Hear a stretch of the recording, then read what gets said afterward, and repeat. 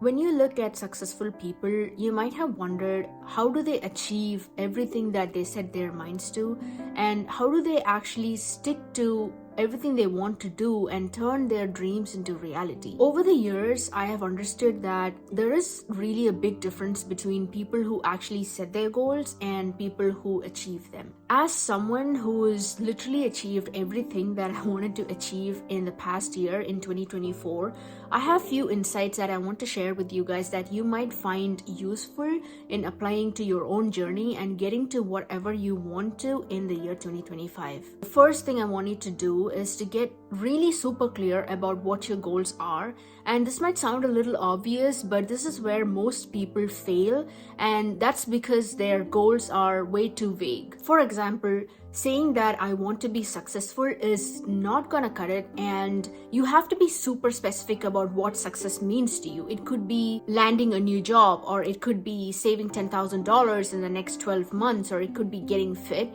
I want you to understand what your goals are and what success means for you, and then make them super specific. Instead of saying I want to save money, which is like a vague goal, you should be able to say how much money and how much amount of time. For example, I want to save $10,000 in 12 months. Instead of saying and feeling like you want to stay fit, say something like I want to lose 10 pounds of weight in the next few months, or even like 5 months, by working out 5 days a week and eating healthy. Or something like I want to start a side hustle. That's again a very vague goal, but I want you to think about what that side hustle is about. So instead of saying that, you can say, I want to make $1,000 a month by selling homemade candles within the next 6 months. See how much more actionable and focused these clear goals are. When you know exactly what you're working towards, it makes it so much more easier to stay motivated and to track your progress, because tracking your progress is so important to see where you're going with your goals.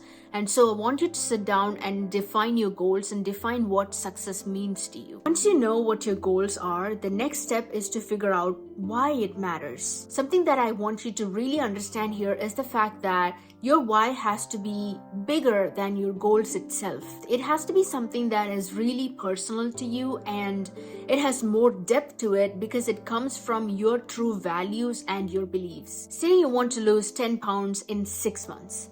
The goal is good and it is specific enough, but what's your why? Why do you want to lose 10 pounds?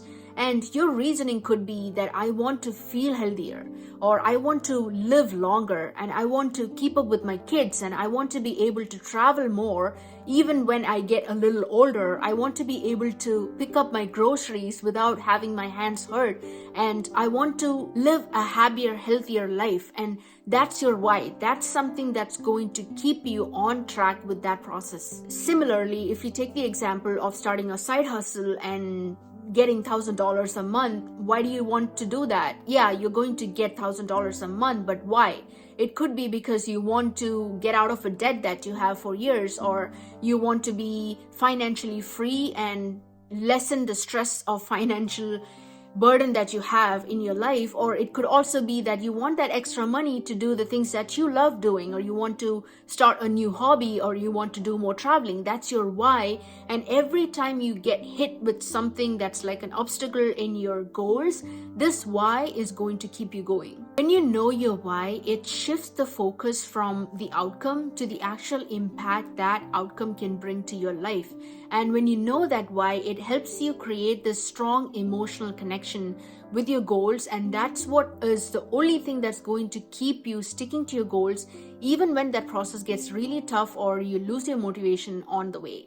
Now that you know your goal, you have become specific with your goal, and you know your why, the next step is to create a plan that's actionable. I will give you a simple example of just drinking more water every day. This is something that I have struggled with for years, and my action plan was to put a reminder on my phone every 2 hours reminding me to drink more water. And that small step has changed my water consumption by 10 times, because I'm somebody who wouldn't drink water if I'm not super thirsty, or if I don't see water, or if I don't think about it. And there has been days where I've gone just with drinking coffee or tea, and that would be my water intake for the day. And it was so bad for my health that I had to put this simple plan just to make my phone remind me to drink more water, and that's worked for me. I also want to go back to the example of being able to save $10,000 in 12 months. I wanted to create an action plan for it. What is $10,000 in 12 months? That means you have to save at least $800, around $840 every month, and then break that down into every day, which comes down to $27 every day. And put a reminder on your phone to save that $27, or even if you want, you can automate that so that your bank sends that money to your savings account every single day. And that's how you get to a $10,000 in 12 months without even you knowing about it. So creating a plan is so important because that will help you break down your bigger goals into small, bite-sized, actionable steps that you can take every single day. And before you even know it, you would have already reached your goal by the end of 2025. Taking action every single day, even if you don't feel like it, is going to set you apart from everybody else. I saw this quote somewhere where it said, "Forget your mood, stick to the plan." And it really resonated with me because most of the times why we fail at consistency is because we are not in the mood to do it. And I have found a way to work around it so that my mood doesn't affect my consistency. I will give you a very personal example. I am super lazy when it comes to having to work out because I do not like the feeling of working out, the pain that's associated with it, the sweaty feeling, the sticky feeling after it, and the panting like a dog, like when you're working out, because it really stimulates me. It's like a flight or fright situation where I'm like, my heartbeat is going up and my heart rate is up and my breathing is so deep, and it's just not my comfort zone. And I know it's not a comfort zone for anybody to be working out, but every time I feel that mood coming in, oh, I have to work out, but I am not going to because I dread that feeling. Your brain is going to be, yeah, you dread that feeling, so don't work out. Like, let's stay comfortable on the couch and just watch TV. But what I do to convince myself to work out, even after all that mood swings happen, is to think about what you're going to feel after the workout. This is also something that I got from a quote that said, "Work out for 1 hour a day and feel good for the rest 23." I have literally saved this as my wallpaper on my phone, and every time I check my phone or unlock my phone, I see this and it reminds me of what I am going to feel after I got that workout done, and that really helps me move. So every time you feel like you don't want to do something, trick your brain and tell your brain and remind your brain what you're going to feel after you did that thing, and just go do it. Even if it's just for less than an hour or 10 minutes, just do it and feel what you feel after. You're going to feel so good after that. Drinking water or exercising or even doing 1 minute plank every day, just do it, remind yourself, set a reminder on your phone, and that's how you stay consistent. This video wouldn't be real if I did not talk about obstacles, because obstacles are real and they are definitely going to happen in your journey towards your goals. During any of your goal processes, the things that you're going to be faced with are criticism or self-doubt or even outright failure and lack of motivation. Every single habit that you want to develop is seen as an obstacle by your brain, and I want you to remember that these obstacles are actually not roadblocks, and these are stepping stones to the outcome that you really want from your goal. And these are also things that the universe is trying to test you with to see if you are really cut out for it. And these obstacles can come in the least expected ways possible and most decisive way possible. When I wanted to get into the habit of drinking more water, even though my phone was reminding me, I would still not drink water if there was no water bottle next to me.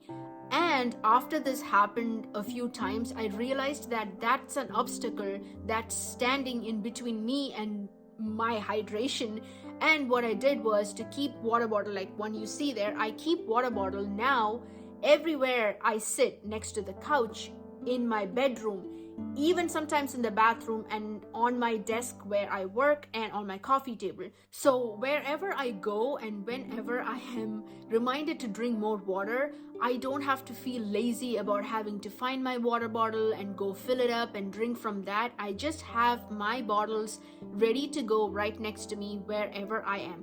It was just a simple thing that I did. I just bought more water bottles and just filled my house, every nook and corner, with that, so that I'm reminded to drink water. And even sometimes when the phone is not reminding me, just by seeing that water sitting there would make me thirsty, and that has actually made my habit stick. I read this concept of law of least effort in the book Atomic Habits, and it states that whenever there is a friction in your environment, that's going to stand in between you and your goals. So you want to lean in towards removing all the friction that's in your environment that is standing in between you and your goals. And that's how you actually remove your obstacles and create that streamlined environment around you. And that's going to help your brain to stick to what you want to do without resisting it. If you just master this one art of removing obstacles from your life that is standing in between you and your success, I guarantee you that you're going to hit every single milestone that you have set for the year 2025 and beyond. The last thing that I want to leave you with today is to celebrate every single tiny achievement that you have made. It could be something as small as just drinking a little more water, or maybe you took 1,000 steps a day, or maybe today you just did one plank for 30 seconds. I want you to give yourself that grace and gratitude, and if you want, just write that down on a notebook or set a reminder on your phone so that you are reminded about it tomorrow and you feel grateful for the tiny step that you took today. And also stay adaptable, because life doesn't go the way you actually planned in the beginning. Things could change, things could fall off, but if things change, I want you to be able to learn and pivot accordingly. And if one way doesn't work for you, find another way and stick to that, because the most successful people have learned to pivot and to change course as it goes, and that's how they achieve whatever they want in life.